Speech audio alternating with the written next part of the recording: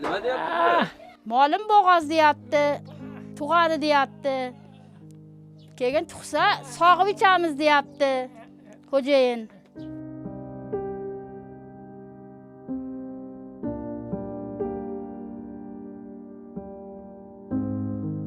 Ha, tuxumlarni tergani kirdim. Nechta cho'dilaring? Tuxumlar cho'zinglar. Tuxumni cho'z hammang. Mana. Voy, bugun 10 tadan oshib tug'ibdi. Tuxumni ham olaymikan?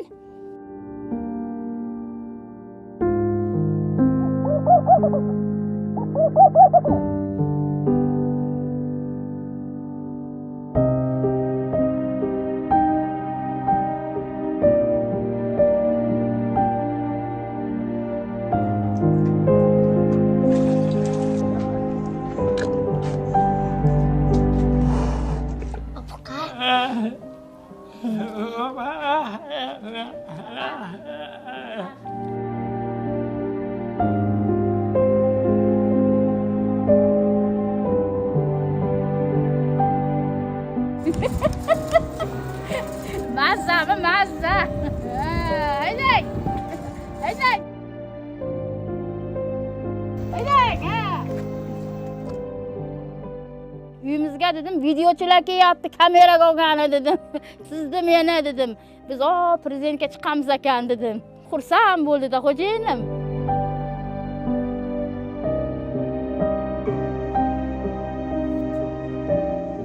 Mana xo'jayinlarimda tili yo'q. O'zim nogiron, xo'jayinim zo'r inson. Shunaqa hayotimiz yaxshi, sog'lomlardan ham yaxshi yashaymiz.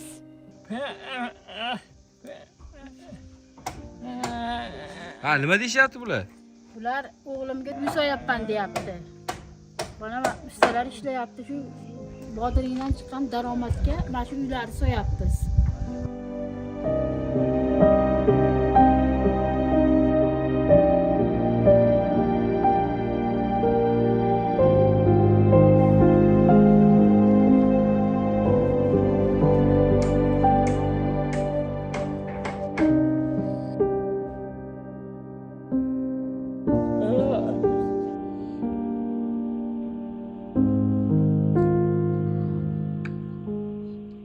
Paxta zavodga borib, paxta zavodda o'sha qaynisinim meni topgan. Shu sabab bo'lib men bularga turmushga chiqqanman. Oltiariqdan shu Eskarab qishlog'idan Bo'rvoliq qishlog'iga kelin bo'lib tushganman. Tushganimga 35 yil bo'ldi. Mana xo'jayinlarimda tili yo'q, o'zim nogiron. Shuni o'zim talab qilganman-da. O'zim shunday o'zimni tengimga tegayin deb. O'zimda dadam ham tillari yo'q bo'lgan. Keyin o'shanga tillari yo'q bo'lganiga, shu insonning tili yo'qligiga men shu insonga turmushga chiqqanman. Mana hozir turmushimdan nolimayman. Mana hozir xo'jayinim zo'r inson. Hech kimga xo'jayinimni almashtirmayman. Shunaqa hayotimiz yaxshi, sog'lomlardan ham yaxshi yashaymiz. 3 o'g'il, 1 qizim bor. Mana o'g'illarimdan 2tasi nogiron, bitta nevaram. Mana ular ham hozir nogiron demayman.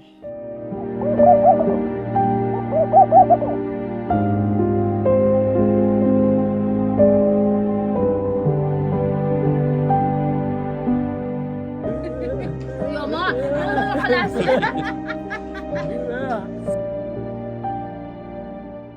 Nevaralarimni gapirgan gapini eshitsangiz, shu ko'rib turib faxrlanib ketasiz-da. Imo bilan gaplashamiz. Men ham mana 35 yildan beri xo'jayinim bilan imo bilan gaplashaman. Bir kun odamlar savol beradiki, xo'jayiningiz bilan qanaqa turmush qurgansiz, qanaqa yashayapsiz, tilsiz odam bilan deyishib savol ham berishadi-da. Keyin aytamanki, men imo bilan gaplashib, hamma gapiga tushunaman. Hamma savollariga javob beraman. Hamma nimalarini qilaman aytganlarini, ular men aytganimda qilishadi. Mana hozir bu insondan faxrlanadigan odam yo'q-da deyman-da. Faxrlanib ketaman xo'jayinimdan. Bolalarimga skuter olib berdim. Xo'jayinim ham keyin hammasiga olib beraverasan. Men nima qilganimga olib bermayapsan deyishdi. Kelganimdan keyin shatda bordim-u xo'jayinimga skuter olib berdim. olib beruvdimki, keyin shunaqa xursandki, hozir nevaralarimni solib skuterda mahallada aylantirib yuribdi. Bog'chaga olib boradi. Sizni ham mindirishyaptimi? Ha, meni birinchi o'rinda mindiradi. Oldiga borib shunaqangi ikkovimiz quvonib minib ketamizki, yangi olganimizda kechki sayrlarga ham chiqdik skuterda aynalib. Nevaramni oldiga o'tkazib oladi. Bitta yoniga men o'tiraman, bitta yoniga bitta nevaram o'tiradi. Shunaqa qilib bizni skuterlarda aylantirib yuribdi. Qulog'i yo'q, eshitmasa ham hamma narsaga fikri zo'r xo'jayinimni.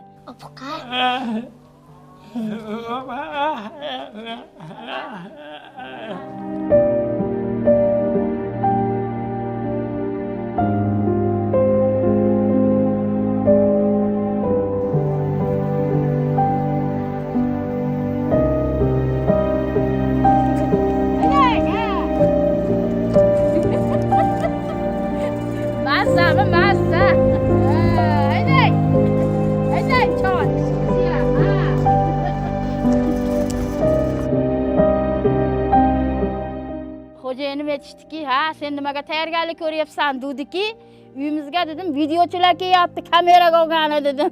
Sizni meni dedim. Biz prezidentga chiqamiz ekan dedim." Deb keyin bunaqa qilib videolarga olar ekansa, og'zi qulog'ida meni videoga olar ekan deb. Qo'llarini mana shunday qilib kameraga olar ekan meni deb xursand bo'ldi-da xo'jayinim. "Ha, tuxumlarni tergarlik qildim. Nechta cho'dilaring? Tuxumlar cho'zinglar. Tuxumni cho'z hammang." Mana voy, bugun 10 tadan oshib tug'ibdi. Tuxumni ham olaymi ekan?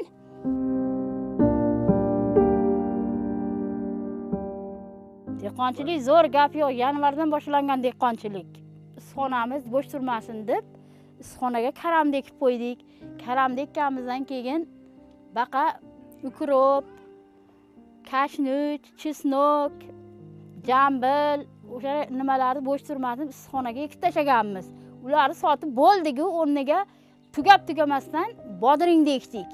Bodringni ekib, hozir iloji bo'lsa shu hamma joyim zaynatda, tashqarilar ham zaynat, ichkarilar ham zaynat. Qani boshqa yerim bo'lsa yana ekib yuborsam. Yo'q, joy boshqa. Mana yanaqda ham 20 sotik yerlarim bor, etlarga ham hamma dehqonchilikni ekib kelganman. Yanvardan chiqarishni boshlab, hozirgacha mana 4 marta ekib tugatdim. Mana shu yerda 40 mingta ko'chat chiqardim. Chiqarib, oxirgisi mana endi 3-chisini chiqaryapti. Buni chiqarmayman dedim. Yana xaridor keldiki, xaridorni yana ulab yubordim. Hozir qalampir, balgar, baqlajon, hamma narsa bor. Mana shu uyimga kelib o'zlari telefonlashadi. "Ko'chat bormi?" dedi. "Bor." "Es, ko'chat bor" deyman-u. Ko'chatlarni olib ketyapti. Men cho'ntakka pulni to'ldiryapman, bag'dan ko'chatim sotilyapti. Hozirgacha mana shu ko'chatdan 30 milliondan oshiqlik ko'chat sotdim. Ko'chat sotib, bag'ga endi yana sotiladigan ko'chatlar hali turibdi.